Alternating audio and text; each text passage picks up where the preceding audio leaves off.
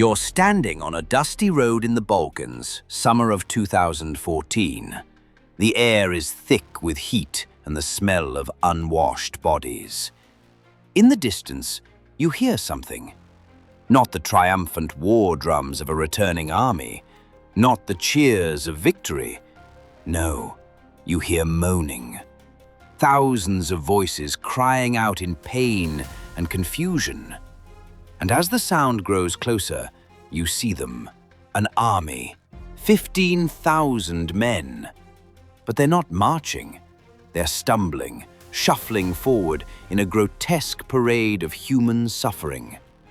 Every 99 men, completely blind, their eye sockets empty, crusted with dried blood. Each group led by a single man who still has one eye, forced to witness the living nightmare he's guiding home. This is psychological warfare perfected. This is revenge elevated to an art form. This is what happens when two emperors hate each other so much that the entire battlefield becomes a stage for their vendetta. And here's the truly horrifying part. When this procession finally reached their king, the sight was so devastating that it literally killed him. He took one look at what had been done to his soldiers and died of shock 2 days later. But how did we get here? What kind of hatred burns so deep that blinding 15,000 men seems like justice? Today we're diving into one of the most disturbing acts of calculated cruelty in human history. The story of Basil the Bulgar Slayer and the revenge that ended an empire. To understand this act of systematic horror, you need to understand the world that created it. We're in the early 11th century, right on the edge of what we call the medieval period. The Byzantine Empire, what remained of the Eastern Roman Empire, sees itself as the continuation of Rome itself. To them, they're not some medieval kingdom. They're the Roman Empire, the chosen instrument of God on earth, the last bastion of true civilization. Constantinople, their capital, is the richest, most sophisticated city in the Christian world. While Western Europe is still fragmented and relatively primitive, the Byzantine have Greek fire, advanced engineering, a professional, standing army, and an administrative system that would make modern bureaucrats jealous. They've got libraries, universities, and a level of culture that won't be matched in the West for centuries. But here's the thing about empires. They're always hungry. And in this period, the Byzantine Empire has a massive problem. Bulgaria, the first Bulgarian empire, has spent the last few decades not just resisting Byzantine expansion, but actively eating away at its borders. Bulgarian territory stretches from the Danube River down to the Iron Sea, from the Adriatic to the Black Sea. They're not some barbarian horde. They've got a sophisticated state, their own church, and most importantly, they've got something the Byzantines can't stand: independence.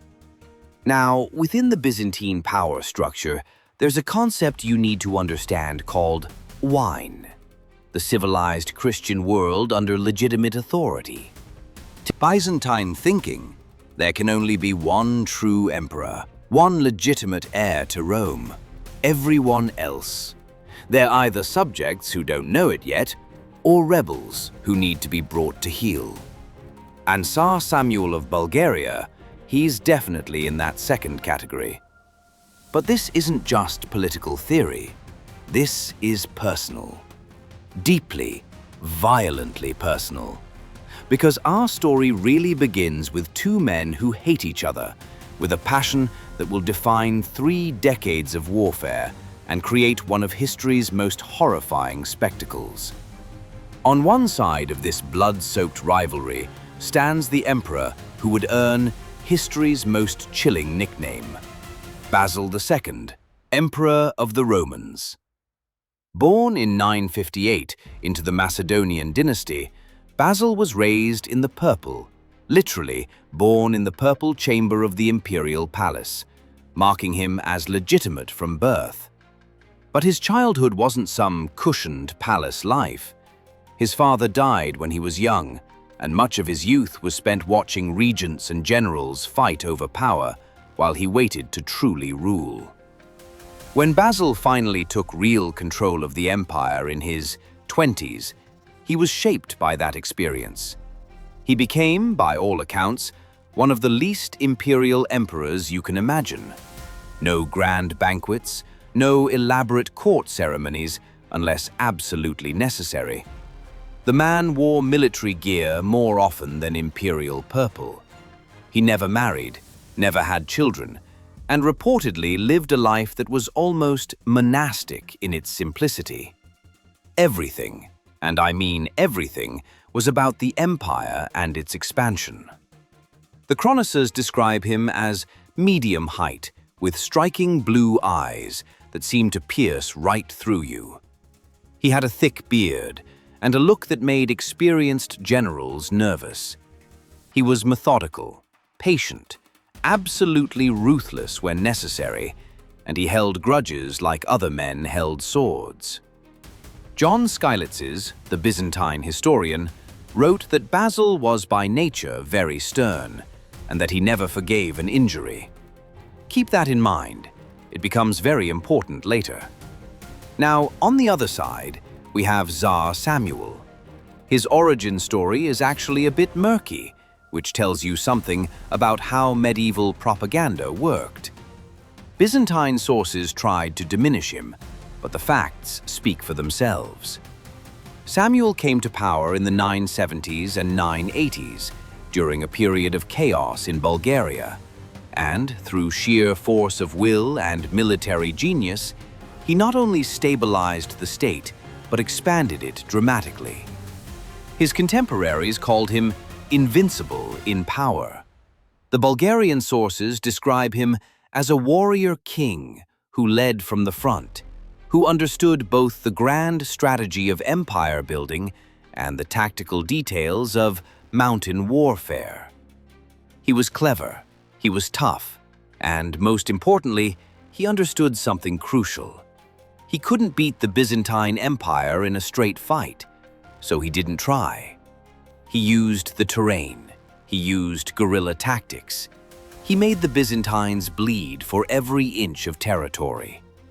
For Basil, Samuel represented everything he hated. Here was a man claiming to be a legitimate ruler of what Basil saw as Roman territory. Here was someone who dared to resist the will of God's chosen emperor. And in the summer of 986, Samuel was about to make it personal in a way that would echo for 30 years. The year is 986. Basil II is still relatively young. He's in his late 20s, and he's confident, maybe too confident. He's already dealt with some internal revolts. He's proven himself capable, and now he's decided it's time to solve the Bulgarian problem once and for all. He assembles a massive army. Sources suggest around 30,000 men, though medieval numbers are always questionable, and marches into Bulgaria.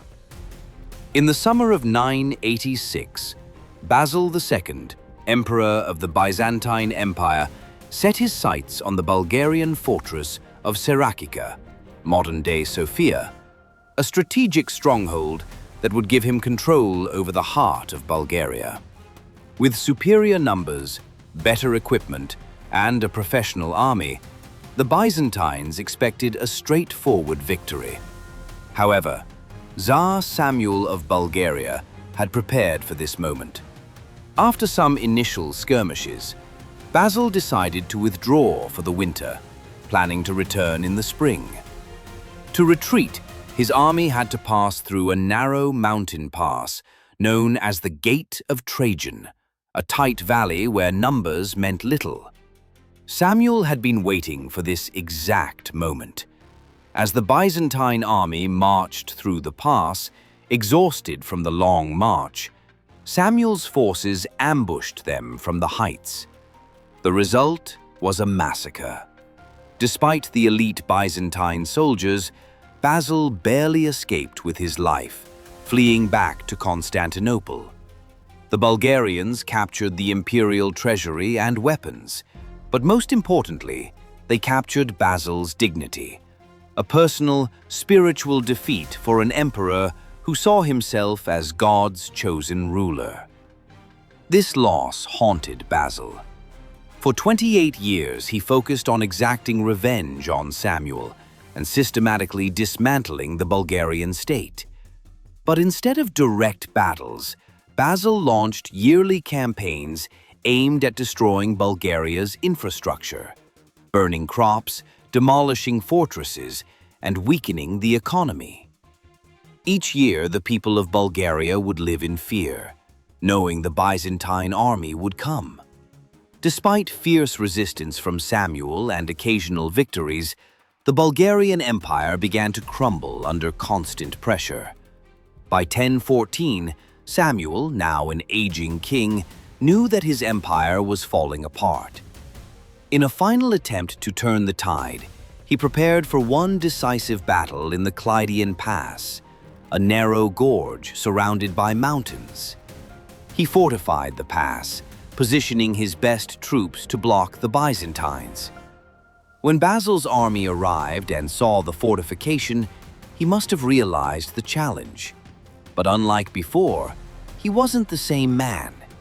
His years of experience had taught him patience. After several days of frontal assaults with heavy losses, Basil made a bold decision. Rather than continuing to attack the pass, he ordered a small detachment of soldiers to find a way over the mountains. They navigated rugged, dangerous terrain, and while the main army kept the Bulgarians occupied, the small force managed to emerge behind Samuel's army. The shock was immediate. Surrounded on both sides, the Bulgarian army collapsed. The battle turned into a massacre, and 15,000 prisoners were taken. But for these prisoners, the true horror was just beginning. Instead of executing them, ransoming them, or enslaving them, Basil ordered a brutal act of revenge. The prisoners were divided into groups of 100, and 99 men in each group were blinded, leaving the 100th man with one eye to lead them. This wasn't an act of mercy, it was calculated cruelty. The men, now blind, were forced to march back to their king Samuel to deliver the message of Byzantine vengeance. Imagine the sight, thousands of men stumbling in darkness, their faces covered in blood and fluid, their screams filling the air. Some men surely died on the way, unable to endure the pain and suffering. The march lasted weeks, and when they finally reached Samuel's camp, the sight of his blinded soldiers crushed him. The old king, seeing the scale of his empire's destruction, fainted and died 2 days later. The stress and grief of seeing his army destroyed led to his death, and within 4 years, Bulgaria was absorbed into the Byzantine Empire. Basil's act of blinding the Bulgarian soldiers remains one of the most chilling examples of psychological warfare in history. While blinding was sometimes used in the Byzantine Empire as a political tool, Basil weaponized it on a mass scale. His goal wasn't just to defeat an army, it was to break the spirit of the enemy. The message was clear. Resistance to Byzantine power was futile. Some see Basil II as a brutal tyrant, others as a brilliant strategist who understood the power of terror. In his mind, 15,000 blinded men were preferable to decades of further bloodshed. But for the soldiers who lived in darkness, the consequences were far different. They paid the price for imperial ambition. This is what happens when personal vendetta, military power, and political calculation intersect, when the most effective weapons aren't those that kill, but those that break the human spirit. So, was this an unforgivable atrocity, or a brutal but effective end to decades of war?